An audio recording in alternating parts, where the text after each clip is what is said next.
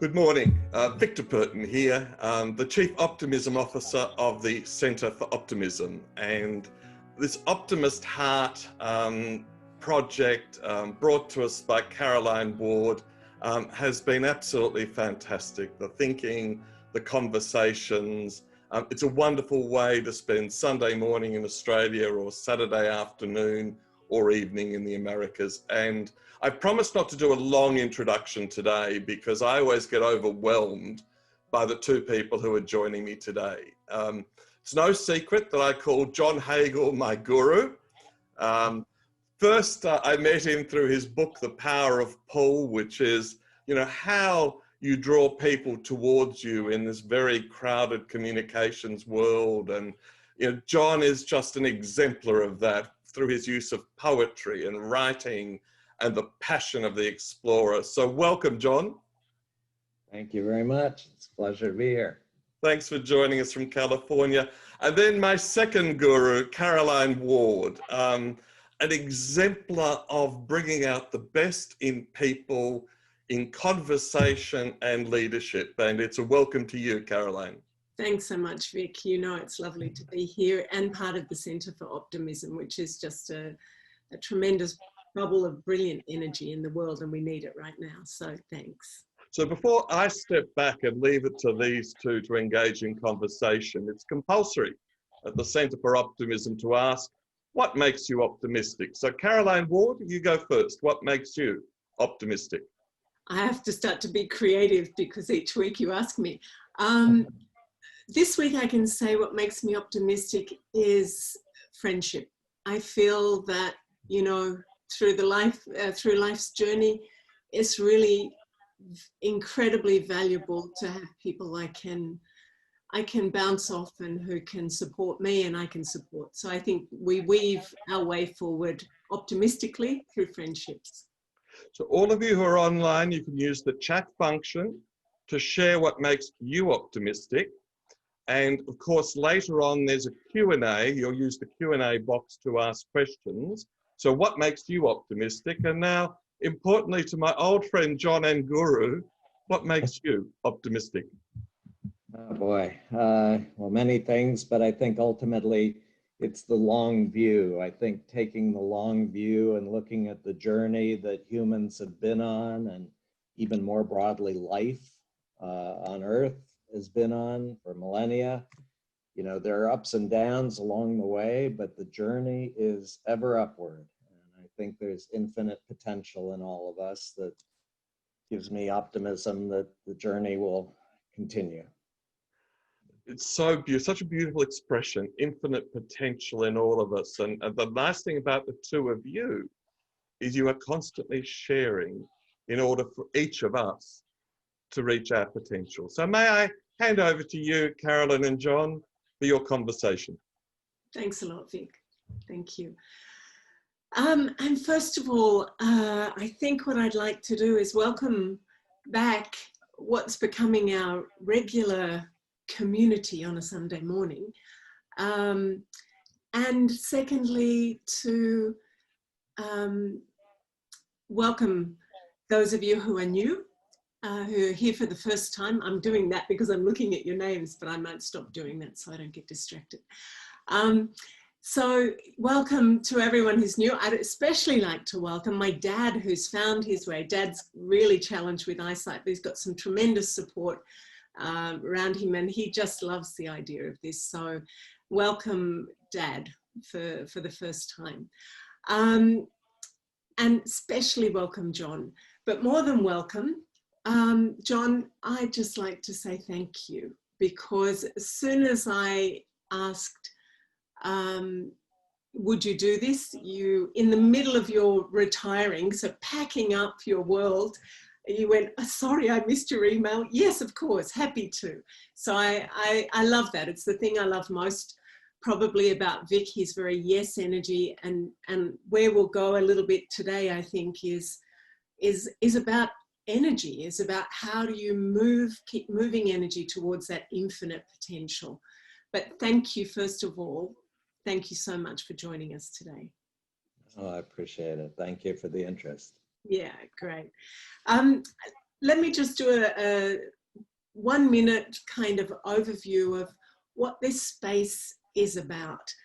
And I want to declare from the get-go that there is nothing that this space is, it's not to put any pressure on anyone. You know, the people I've invited said, what presentation? It's not about presentations. I think in these times that we're in, it's like a gift to be able to say, where are we at? What do we already know if we share it together? And not just know intellectually, but what can we co-create just by coming together and take off the pressure, no stress. If I felt I had to kind of get this right, it would be way too stressful on a Sunday morning. So it's not about getting it right. It's not about showing anything or proving anything. It's just about creating a space that by being together from who we actually are and all our life's journey, that we're going to nourish each other and we're going to support whatever it is we have to do next or we want to do next. So welcome to this kind of space. And John, I'm going to invite you, I don't know if you found a poem that you'd like to kick us off with, start with. Did you? Yeah, I can start actually. I've only recently started writing poetry. Somebody once mentioned on an article that I wrote that it was poetic, and I said, well, wait a minute, it's not poetry, but it was this prompt to say, okay, maybe I should write some poetry. And I've written over 10 poems now. It's gotten me really going, but I was going to start with just a very short poem, which was my first poem, which went like this. Many of us are on a journey to evolve from human doings to human beings. But let's not stop there. Let's claim our true nature as human becomings, constantly exploring and evolving and achieving more of our potential, for we are truly made of the earth and the stars. That's it. That's very it. Thank you so much for sharing that. I think within that, John, it has inherent this idea that you have of movement, you know, and we can look at the power of pull, which is about movement towards, and I know Vic said towards one as a leader, but it's like towards something that you care about, something you're creating. How do you engage people? So maybe we can start with this theme of movement, because it's becoming towards infinite potential, the edge, beyond the edge. How is the theme of movement relevant for you throughout your journey? It's a great question. I think it's definitely been a theme in so much of my work. I think that, where to start? I've very much been influenced. There's a physicist by the name of André Bézian, who's developed a theory of the universe called Constructal Theory. And what he has discovered is that all systems in the universe are evolving in ways that enhance flow, movement. And the systems are constantly evolving to enhance the flow. And I think for me, it's been very inspiring in the sense that, you know, I think that to be an optimist, for me, it's a notion of we're constantly evolving and progressing, and that requires movement and flow. If we're just standing there doing what we've always done, you know, there's not going to be any progress. I mean, we may be very fulfilled and enjoy what we're doing, but to achieve more of our potential, we have to move. And so for me, it's been exploring what's required to enhance movement and flow. And I think you know, again, one of the big things for me in looking, I've spent decades now studying the long-term forces that are reshaping the global economy. I call it the big shift. And one element in that is, as a result of digital technology infrastructures, much more rapid movement on a global scale. I think that's something that we can harness to evolve even faster and achieve even more. So anyway, it's certainly been a key theme of mine. Yeah, and I think I'd like to just jump in with this, what I see a challenge maybe, this rapid movement and flow, because the work of Csikszentmihalyi, I think is pronunciation, you know, this idea that in flow, things move and align, but there's a sense of not really doing so much. You're focused, you're calm, you're clear. It's not this sense of rapid movement like that. No. So I think that's a really important distinction, right, between the crazy movement of the world that's just spinning and how to move things or align to that unfolding, rapid unfolding. How do you do that and not get caught in the crazy?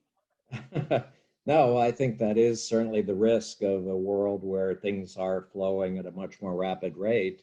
You can get consumed by the events of the moment. And to me, the two key things that are important in terms of helping to make movement productive and progress is, first of all, having a sense of direction. What's really important in the future? What are you trying to achieve? What's important?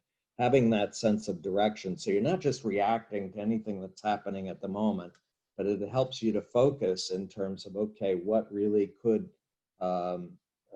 be helpful. And so I think having that sense of direction is really key to achieving productive movement. The other piece, and I've written some blog posts on this, is I tend to be, one of the things I embrace is paradox or contradiction. And, you know, at the one level, I'm talking about movement and flow. But the post that I wrote had to do with the value of friction and not just flow.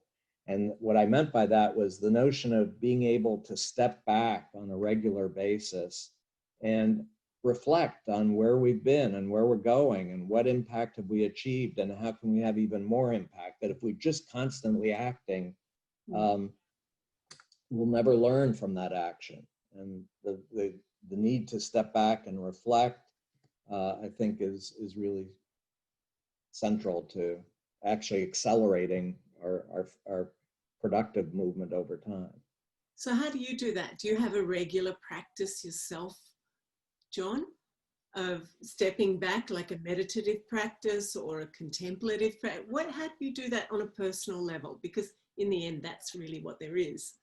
Yeah, no, well, there are many different stages or places for reflection, but I do try at the end of every day to just carve out a few minutes to step back and reflect on what did I do during the day, how much of it was really focused on things that mattered versus distractions, how could I reduce the distractions, and then for the things that really mattered, what impact did I achieve and what can I learn from that in terms of having even more impact over time. So I'm constantly trying to step back and assess at least once a day. So let's just cycle back a little to what you were saying about direction. Yeah. And, I think at this time that we're in, this kind of crazy parenthesis, if you like, of the world and life, I think for a lot of people that I've been in touch with or had conversations with or read about, this sense of direction and a vision is really challenging at the moment for many people because of the sense that, well, it's happening to me and to us. So how can I, direct that? So what's your, I mean, you're making a big decision in the middle of all of this, a big shift decision. So we'll get to that in a sec too. Okay. But how do you respond to people who say, I don't know where we're going, and how they can have some sense of holding the reins? Yeah, I think, I mean, first of all, I think that, yes, we don't know where the world is going. There's a lot of uncertainty in the world. But at the same time, I think it increases the need for us to individually at least have a sense of where are we going as individuals? Where do we want to go? What is motivating us as we move forward in the world? And is it something that's really meaningful to us and will inspire us to really make the effort and draw out more of our potential over time?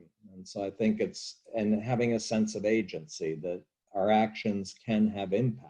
They're not going to change the world by themselves, but they will help to make impact, and just having that sense that what we do matters, and it matters to us individually, and ideally it matters to the people at least that are important to us and where we can have impact. Mm. And it's interesting, isn't it, that whilst we can say, it's this crazy moment in time, but what you're saying, and this explosion of online connections, that it's easier than ever to find like-minded, like-hearted, like-vision people than ever before, because it's available and people are talking about what's meaningful to them and connecting with others. So that in a sense, that whole cultural creatives thing of, well, together we can change, we can impact. So yeah. No, and I think one of the things that encourages me and is in my network of people that I know, I'm struck by the number of people that I've talked to during the current pandemic crisis who have been telling me that this has been a catalyst for them to really step back and reflect on what really is important to them, and to realize that they've actually been consumed with activities that are not important, that are distractions. And so it's an opportunity now to say, well, okay, that's been the way it's been, but what can I do to change that? And I think, again, being an optimist, I think this can be a catalyst for more and more of us to really focus on what matters. And then to your point, we're in a world where we can increasingly connect with others that share whatever interest we have, and have even more impact together. yeah. So where I'd like to go from there, I remember you saying, I heard you say it in I think the conversation with Victor earlier in the year, but then in our conversation about how the primary emotion in the world today is fear. And I want to talk about this, John, in a very kind of visceral sense, in a very personal sense, because I think we can certainly know that, and we can see it's being provoked, it's being generated from all sides and sources. If we step back, we can sort of see that. But then what do you do with that? Because it's not out there. We share energy. You watch the news, you feel it. You think about the future as being, dystopian. You feel it. So what do you're an optimist, so, but how have you dealt in your life with fear in all its forms? Because it goes from nervousness right through to terror and anything in between. So what do you do, and how do you work with others around this? Boy, that's a great question, and it requires a very long answer. I'll try to keep it very short, and we No, can go for build it. on it. But no, it's many different dimensions to it. I think the notion is that we are living, I mean, again, I embrace the notion of paradox. I've talked about the big shift, the major forces that are reshaping the global economy. One of the key paradoxes of the big shift is that on the one side, it creates exponentially expanding opportunity. We can create much more value with far less resource, far more quickly than would have been imaginable a decade or two ago. Exponential opportunity. At the same time, it's creating mounting performance pressure on all of us as individuals and as institutions.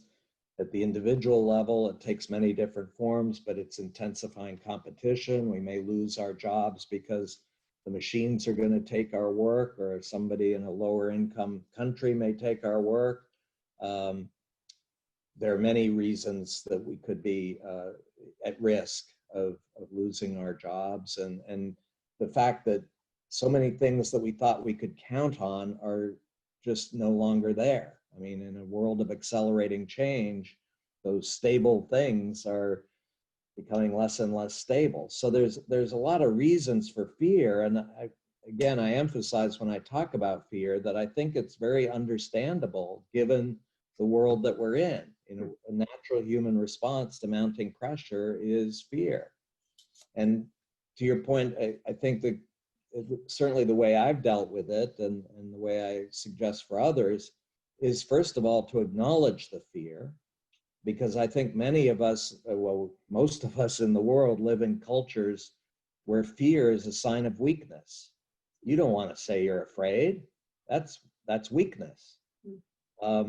And so just being able to look inside and say, I'm afraid. You know, this is an emotion that is driving me right now, that I'm feeling.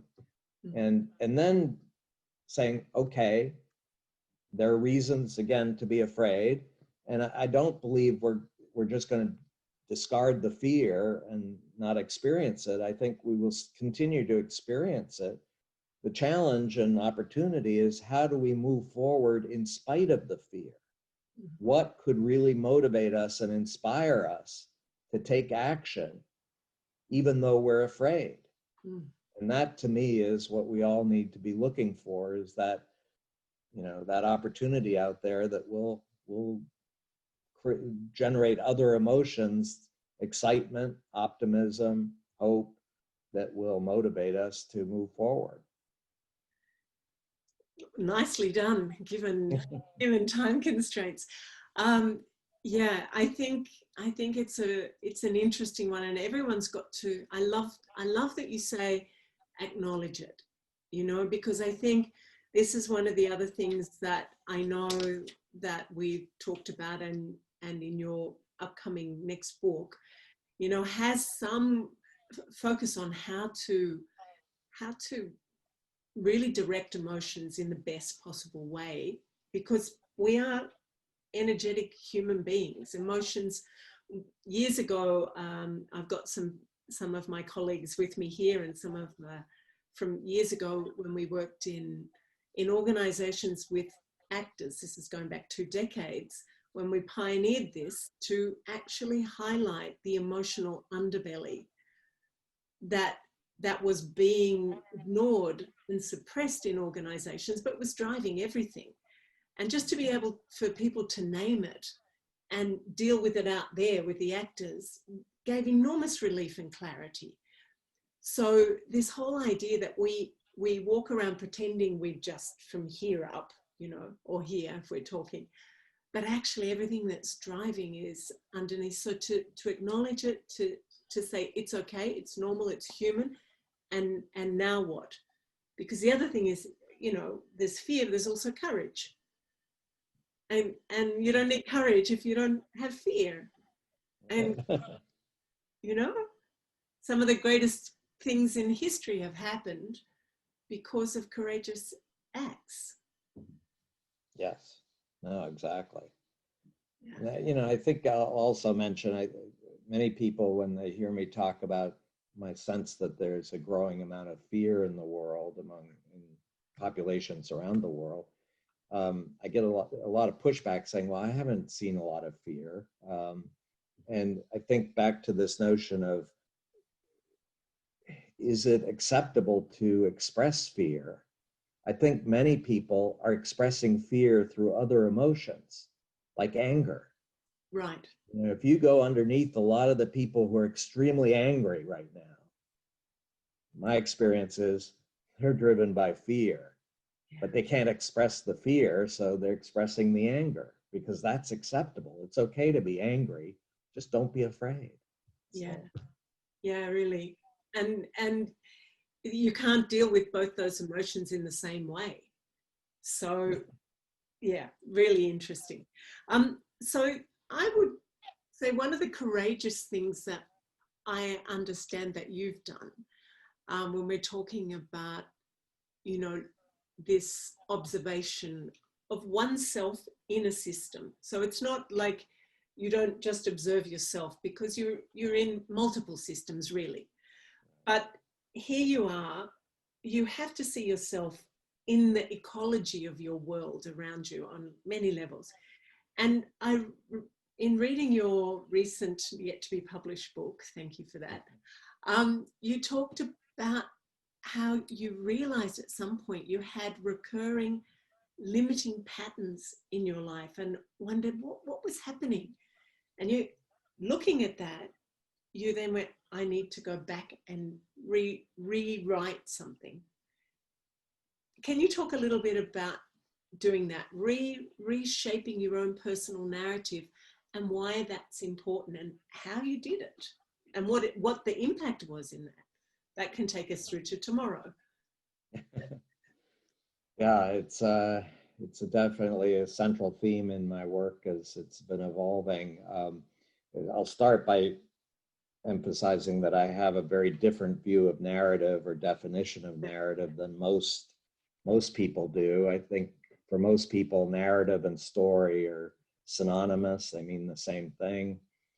I view them as very different, and a short form story for me is self-contained. It has a beginning, a middle, and an ending to it. And the story is typically about me, the storyteller, or it's about those other people. It's not about you. You can use your imagination, figure out what you would have done, but it's not about you. In contrast, for me, a narrative is open-ended. There is no resolution yet. There's some kind of big opportunity or threat out in the future, not clear whether it's going to be achieved or not. And the resolution of the narrative hinges on you. It's a call to action, to say your actions, your choices are going to help resolve this narrative. What's it going to be? And so again, it pulls back to that sense of agency that you really can make a difference. You need to make a difference.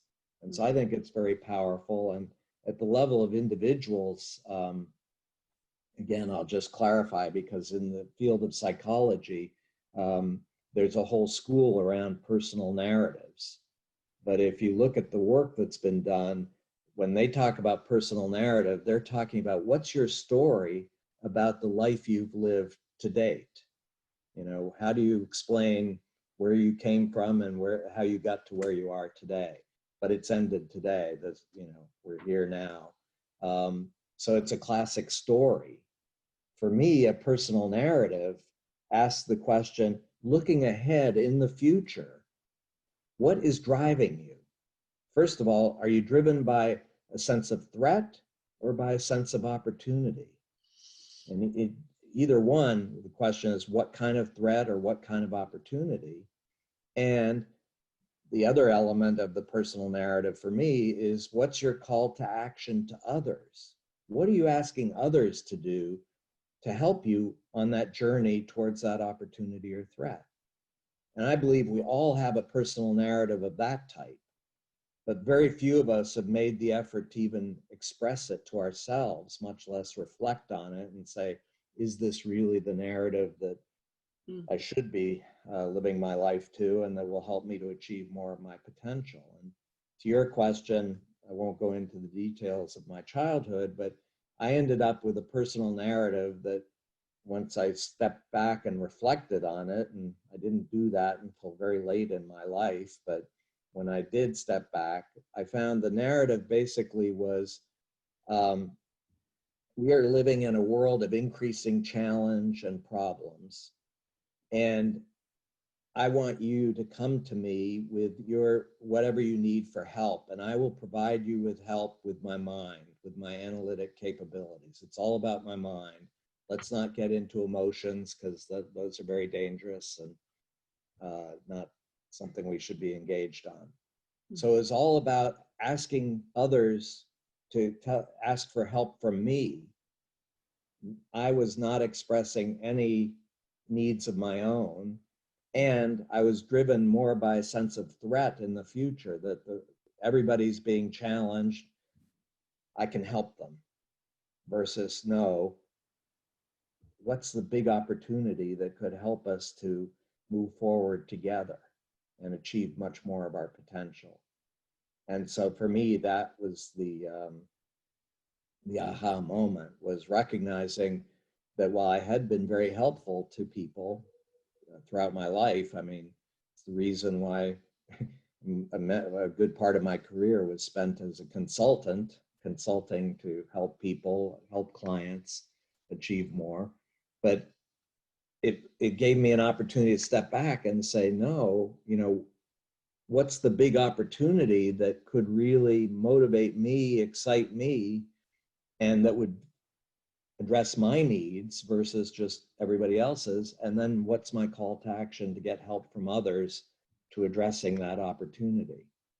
And for me, again, I'm going on too long here, but the opportunity for me was when I reflected on it, and it was driving a lot of my actions without my real knowledge, was the opportunity to create platforms that can help people to come together and achieve more of their potential. And so that's the opportunity now that is the center of my personal narrative, and my call to action is to others to help. Let's develop and deploy these platforms. So define a little bit for those listening what you mean by platform, because you're very specific about that too. Yeah, everything I use words that everybody else uses, but I always have somewhat different meaning to them. So in the context of platforms, I think everybody today talks about platforms. You know, we all know about platforms.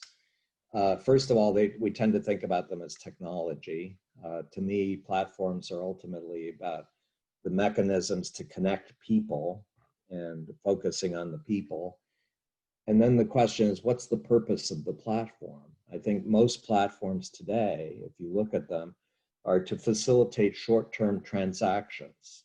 The classic platforms are market platforms where you connect buyers and sellers. And again, not to diminish that, there's real value in doing that.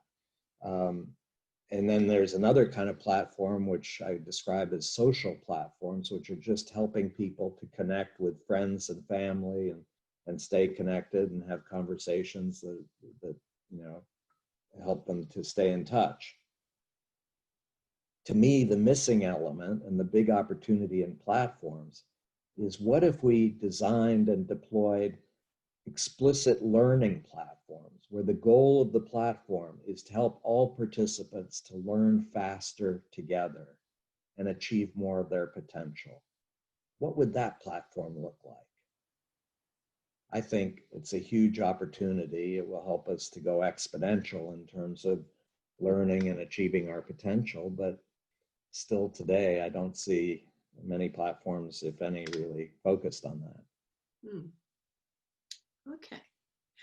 I'm just thinking there's one that comes to mind that I think sort of edges into that, which is but it's very specific learning around, you know, the individual self. So it's a Mind Valley.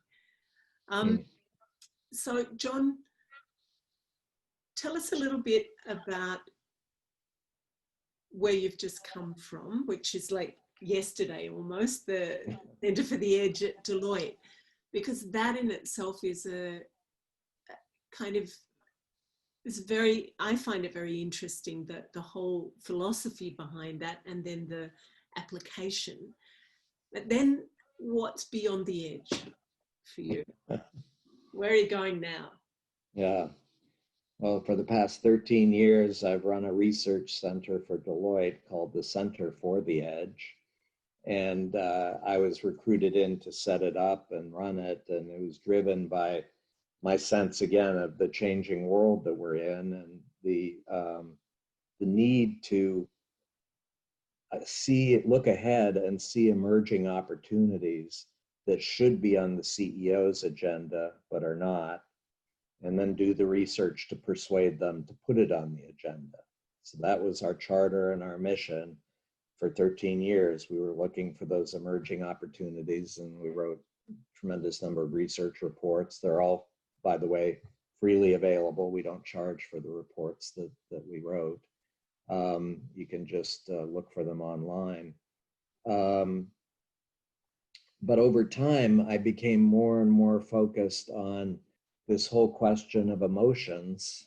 And again, this perception on my side that the fear was becoming the dominant emotion.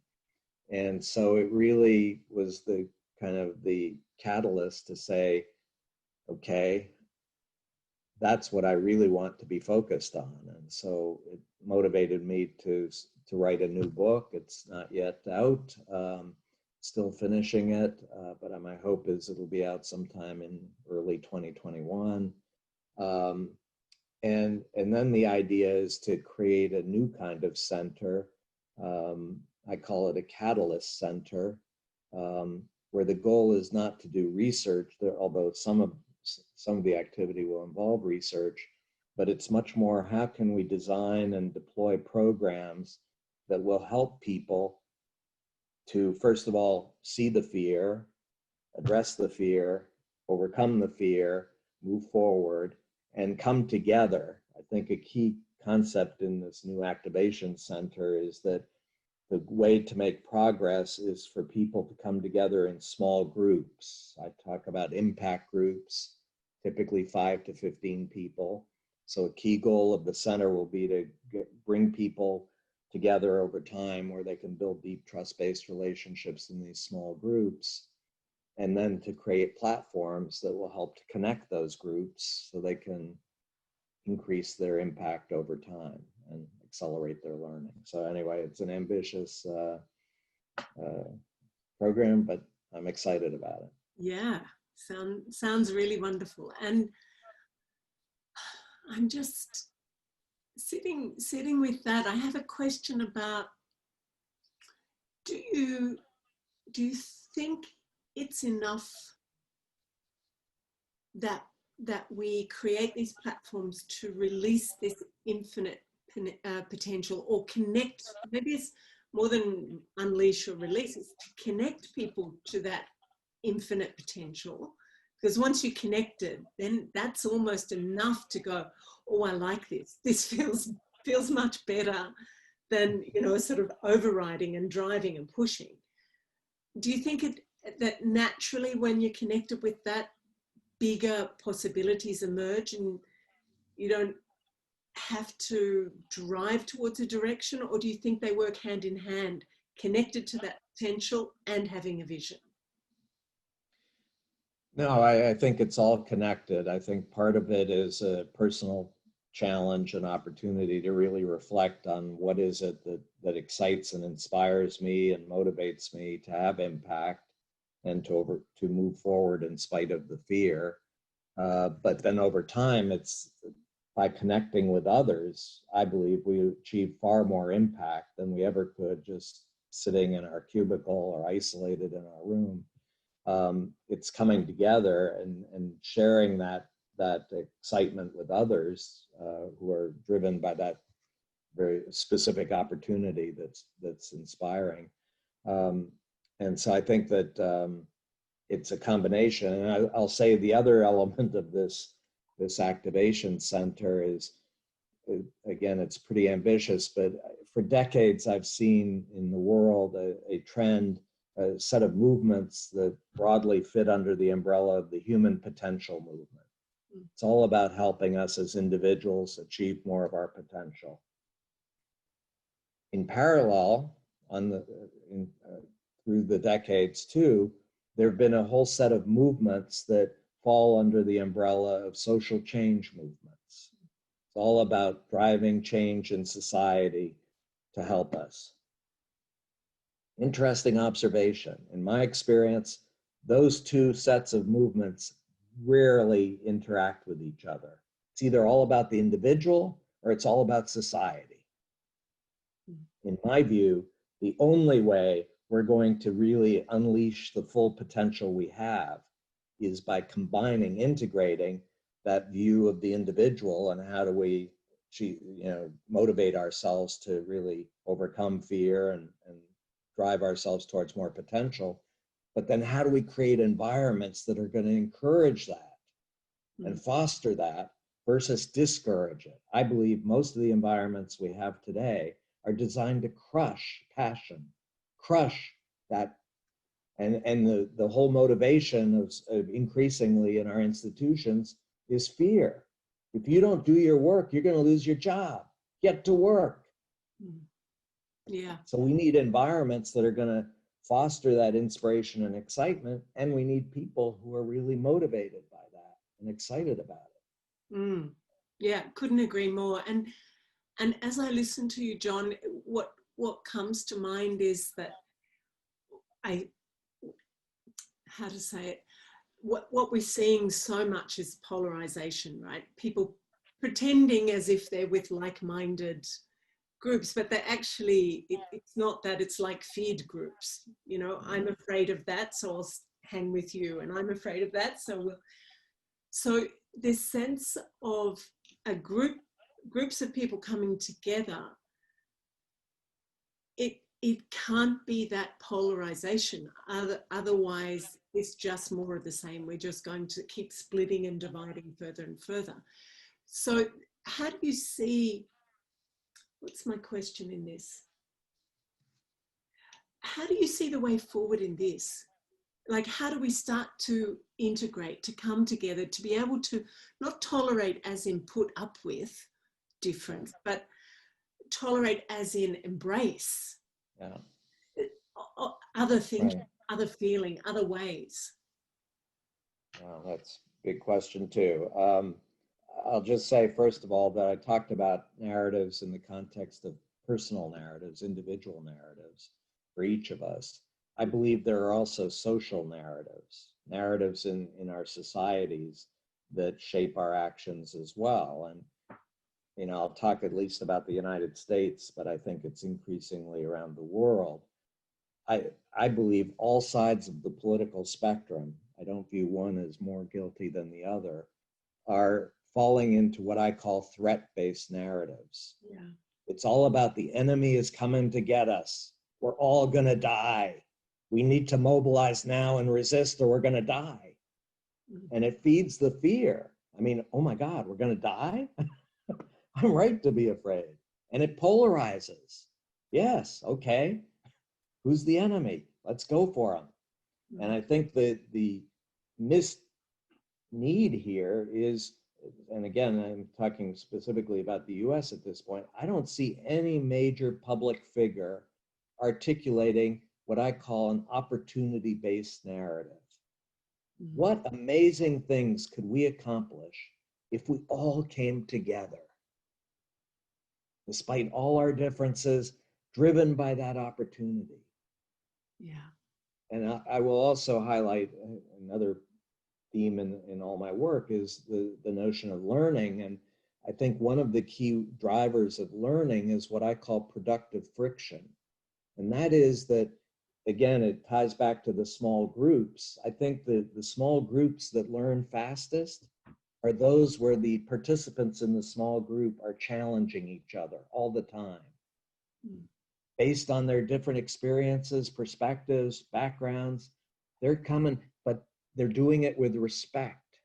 They're not trying to put each other down. They're doing it because they're all driven to get more impact in a particular area or domain. and recognizing that if they don't challenge each other, they're not going to come up with better and better answers and better action. So they embrace it. And I think that's part of this opportunity-based narrative is, despite all of our differences, that actually can help us to get to that bigger opportunity much faster because we're coming at it from so many different angles. Yeah. And there's something, as you talk, that is about, when you talk about respect, about conscious appreciation of value of the differences, because at the moment it's conscious criticism or even unconscious criticism is about.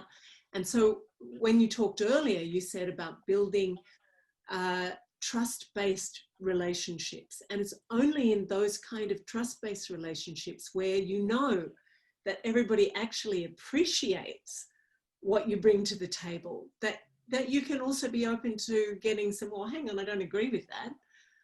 That just doesn't make any sense. So you've got to have the love's got to be there, you know, before you can start to have that rigor of kind of distinction and disagreement and pulling the edges open. So that's like a big work, John. No, and again, it's one of the reasons I'm so focused on this notion of small impact groups where you can build deep trust-based relationships with each other. And again, it's a paradox or tension, if you will, on the one side between love and on the other side between holding each other accountable and challenging each other. You know, why didn't you do something more on this? Why can't we do this? And it's really, you know, the combination that ultimately is really powerful. Yeah, so that when someone goes, well, hang on, what was that about? You know that they're not out to get you. It's not an attack. We're doing something here together, and what just happened? We're in this together. Yeah, absolutely. Yeah. Tracy Izard, who was on with Victor the other day, she talks about dropping the Y, the letter Y. So it's not your issue, it's ours. You know, this real sense of this is ours. It's not your problem and you're not to blame. It belongs to all of us. And let's work it out. Yeah, and that's again the essence for me of the impact group is everybody is driven by a commitment to have impact together, and it's all about coming together and doing this together. But we need to do it. We need to act on it. So we're going to pull you if you're holding back, and we're going to cheer you on if you're moving forward. And, There's two things I'd like to just finish before we open up for everyone else's stacks of questions, and I might have to leave that because I keep seeing them. I go, no, I'll miss what you're saying. I can't. Sorry, guys, I'm not really reading your questions that well. One thing I remember when I did some study about 25 years ago now, and our final exams, we were a group of 25 and we were put in teams of 5 to do our exams. So it was kind of bringing people in. It was doing NLP. So we were master practitioners, and there was one group. There were maybe in one group there were 4 guys who were really super competitive, highly competitive with each other and with the rest of us. And our instructor put those 4 guys in a team together with the woman who was the weakest in the whole group.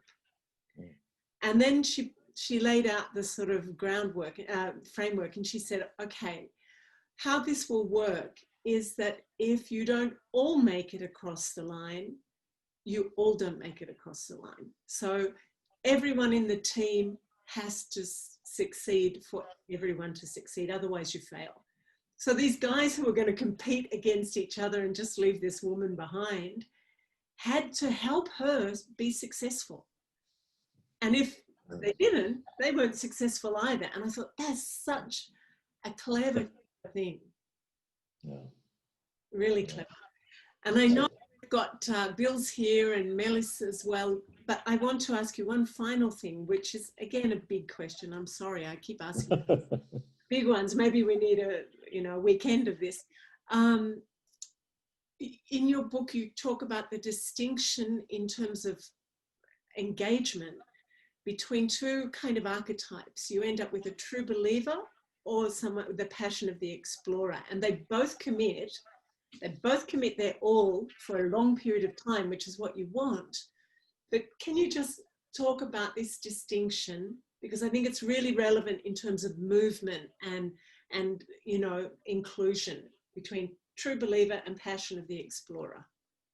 It's important. I've written a lot about passion. I urge people to search for blog posts that I've written. I've developed a taxonomy of passion, different categories. Because again, it's a word that everybody uses, but with different meanings. But I ended up focusing on two particular types of passion. Passion of the explorer, as you mentioned, passion of the true believer. What makes them similar is, again, this long-term commitment to impact in a domain. But if you look at the passion of the true believer, people who have that passion, they can describe for you in great detail the destination, where we're all going. It's all mapped out in great detail. And I can tell you step by step how we need to get there. The entire journey is mapped out for you. The only question is, do you want to join or not? And follow.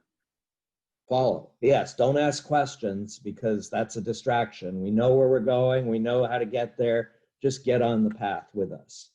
Mm.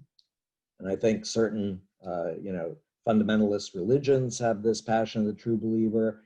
I'm in Silicon Valley here, certain entrepreneurs have the passion of the true believer. They know exactly where they're going and every step and just get on or get off.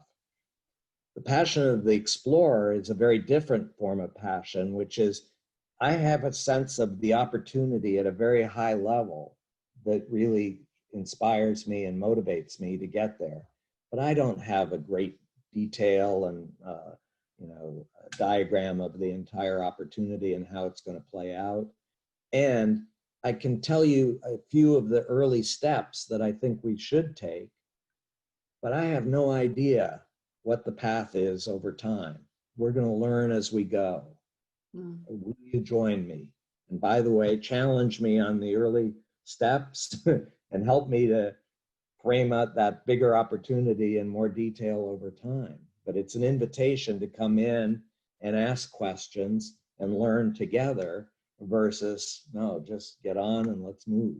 Yeah, right. And this whole area of fear comes back in. So mistakes, even people say, learn from your mistakes. I would be even inclined to say, why do we have to name them as mistakes? We're in a discovery about where we're going and inventing and what's new and how do we see what's new. And things won't work sometimes, or we'll discover stuff. So like this whole idea of making mistakes, outski. Right, no. And I'll say just as quickly too, that the way I came to this passion of the explorer wasn't just theory. It was by going out and studying environments where there's sustained extreme performance improvement. In areas like extreme sports, big wave surfing, extreme skiing, areas like online war games where if you make the wrong move, you're going to die. Huge pressure. And what I found in all those environments was this very specific form of passion, the passion of the explorer, and coming together in small groups to learn faster so they can have even more impact that's really exciting for them. So, yeah, great. Thank you, John. My question was around how do we actually move that overculture from one of fear to one that's more supportive of individual optimistic action, which might be love and kindness. That's sort of the first question. And the second question was coming from my personal experience of working with leaders and trying to have them establish what I'm sort of calling a little bit deep leadership, which is talking to all of the themes we've been talking about today. But some people just don't have the self-awareness or the emotional literacy to be able to engage with that type of work. And obviously those two questions are related. So I just wanted to hear your thoughts, John, anyone actually, but John, maybe first with you on that. Yeah, no, it's a great question. I think, again, it's the focus of my new book is the journey from fear to hope and excitement. And I think part of it has to do with the notion of the role of narratives as a catalyst to help people, inspire people, to motivate them to overcome fear and go for an opportunity. And again, it's focusing on opportunity-based narratives that can really bring people together. And then part of it is drawing out, and I think narratives in some situations can help draw it out, but partly it's just reflection in ourselves. I believe we all have within us a passion of the explorer. We just, many of us have not yet figured it out what it is and how to really cultivate it. But people who have the passion of the explorer, they feel fear again all the time. They're afraid. They're doing things they've never done before, but they're excited about it. They're motivated, and they're coming together in groups that help them to overcome the fear. And so it's the small groups that again help you to realize you're not alone in this. There are others who can join together and help you, and you can help them in the process as well. So, and I think again at the leadership level, it's a big question of what leaders can really focus on the emotions of people versus just giving them the facts and figures, the charts with all the graphs and diagrams and the data. No, it's recognizing the emotions that are driving people and helping to shape those emotions with narratives and asking powerful questions. And that's missing in most of our leaders today. John, I heard you say, thanks, Melissa. I heard you say that really the leaders of today have to be more capable at psychology than strategy. And the other thing that we actually initiated a conversation on was that you also said that the future of leadership belongs to the feminine archetype, which is about being able to understand all these invisible patterns of humanity sitting underneath and how to move them as well. Yeah, no, it's a generalization, but I think that I actually wrote another blog post. I've written a lot of blog posts, but one was I came away from a conference where everybody was talking about the need to change our mindset. And it just prompted me to say, what about heart set? Yeah. Rather than look at mindset and again, the analysis and the data that people are operating with, why not go inside and look at the emotions that are shaping people? And to me, that's really what's missing in most of our interactions and conversations, is really getting to that level of emotion. Yeah. Okay, so we're definitely not going to get through all of our questions today, but Vicky asked something about psychological safety and impact groups. I think that's also a big question, and it is about how do you build trust, and I'm not sure, Vicky, any kind of intent right now would be sufficiently deep to answer that. I don't know what you feel, John. Yeah, I will confess that I have some ambivalence about psychological safety. And again, it has to do with how people interpret it or how it manifests in action. There are some people where psychological safety is don't say anything that would upset somebody else. Just be supportive. And, to me, psychological safety is about, again, building trust where we're in this together. We are going to challenge each other, and we may at times make life difficult for each other, but we're doing it because we're all driven to have more impact. And so it's the safety of knowing you're with people who share your ambition and desire to have more impact, and a willingness to take some discomfort along the way. Yeah, good. Thank you. Bill, you're sitting up there. What are you going to invite us to think about? Wind up. the thing that occurs to me is I think your method is very powerful. I wondered if you've had some experiences where you've actually had a group agree to learn together something that rebuilds the platform of knowledge under them so that they can then achieve some big goal. Can you think of any examples where you've had work in that regard? My work is still very early stage. I'm still much more focused on how to bring small groups together and build that trust with each other. You know, I participated in other domains with learning platforms that are emerging. You know, I'll give just one quick example of a early stage learning platform. I think there's a lot more that can be accomplished. Johnson & Johnson, the company, introduced a platform called Baby Center. And its focus was on helping parents with small children, babies, a major lifetime event that's very challenging for many parents, to come together and learn from each other. You know, ask questions. I'm facing this problem. Can anybody help me? And I think it was very powerful in bringing people together and built a lot of trust with each other. And I think it's just illustrative of a much bigger potential that we have. So actually bring the market constituents into the conversation and have a, you know, where Radical should we go? notion. Let the customers connect with each other Right. and learn from each other versus, you know, just sending them more advertising messages or marketing messages. And, you know, that's a radical notion. I wrote a book many, many years ago called Net Gain, and it was all about the power of virtual communities. And I still believe it's an untapped potential for companies to create communities where they bring together their customers, their stakeholders, various stakeholders, and create environments where they can learn and achieve more of what they're trying to achieve. Wonderful. Okay, to be continued. Thank you for letting me.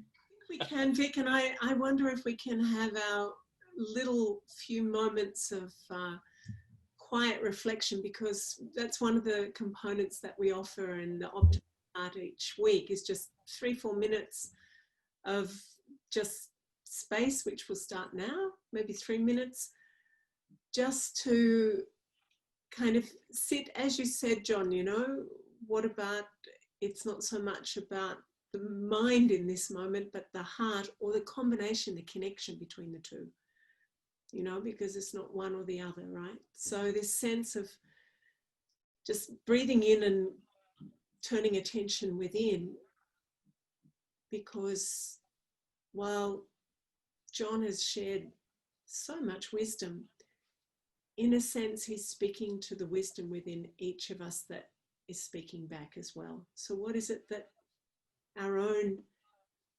inner voice is offering up to each of us today? What things or thing resonated that is for each of us to pick up today? And just breathing into the moment of stillness and allowing that intuition or that inner knowing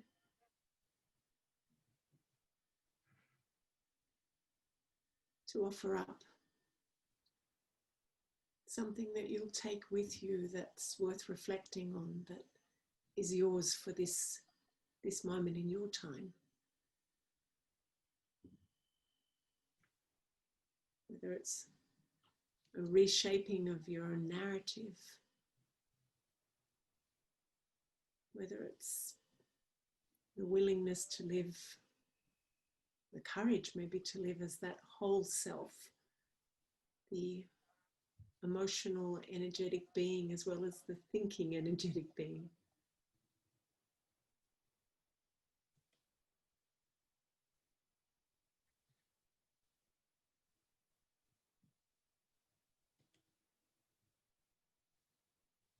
But certainly a sense of deep gratitude for being able to share this space and learn with each other.